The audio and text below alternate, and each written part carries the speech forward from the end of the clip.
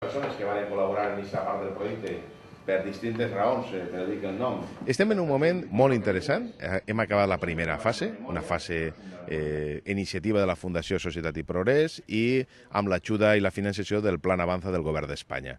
Això ha sigut possible posar en marxa una gran màquina, unes possibilitats increïbles, i ara falta desenvolupar-lo en la societat civil conjuntament. N'hi ha que dir que tenim 100 organitzacions progressistes valencianes, de grans federacions a associacions xicotetes. Poden guanyar visibilitat i la societat civil, perquè molta gent dedica dia a dia el seu esforç per a transformar i millorar la societat, i això és possible guanyar aquesta visibilitat perquè tenim 100 audiovisuals sobre les organitzacions penjats, gràcies al treball i a la col·laboració d'InfoTV. Tenim un treball molt gran en quant a butlletins electrònics que se poden penjar i se poden difondre. Tenim els foros, tenim la intranet, la gent pot treballar entre ells i el que falta ara és la formació, sobretot, perquè són ferramentes molt simples, molt intuïtives. Tenim inclús una primícia que anem a anunciar avui, les noves habilitats, com el periodisme digital dels ciutadans. Avui anem a fer una demostració com en el propi vídeo fet en el mòbil de butxaca, en un minut se pot penjar des d'una declaració, una denúncia o qualsevol aspecte d'interacció. I estem incloent també el so, l'RSS, els xats, totes les ferramentes de la web 2.0.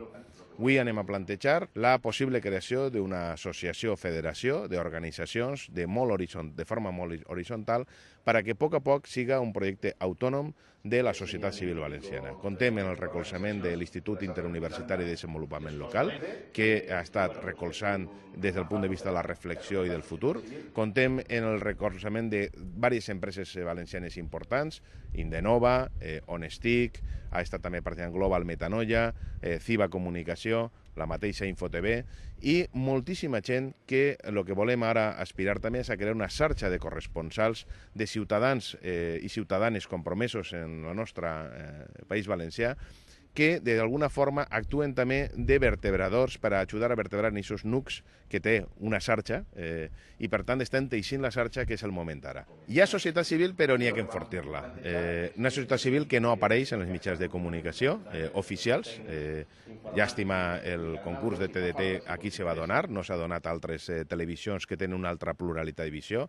La nostra radiotelevisió valenciana, i sé de lo que parle, no trau els moviments socials i per tant fa falta buscar altres vies que no dependisquen d'aquest poder que no és democràtic en aquest sentit, és democràtic perquè s'han guanyat les eleccions, però no reconeix el dret constitucional d'accés als mitjans de comunicació. Les organitzacions progressistes estan febles perquè són discriminades negativament, no positivament, negativament normalment.